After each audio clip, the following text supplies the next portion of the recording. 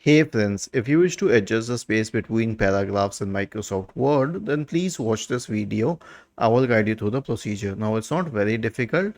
Here's what you have to do. First of all, we have two paragraphs here.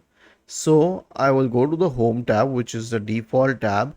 And then in the paragraph section, we have this symbol here, which has an upward and downward pointing arrow.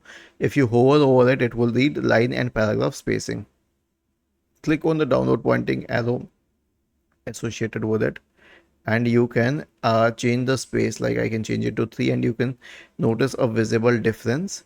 Okay, now why do this a line and paragraph spacing options? Because when you change it, it will change for both the line spacing and paragraph spacing, both of them.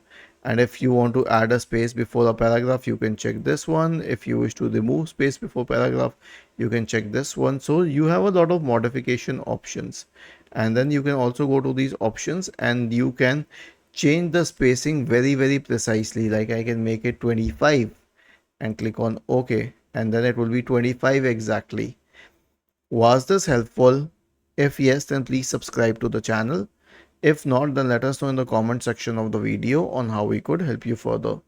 Thank you for watching this video and have a nice day.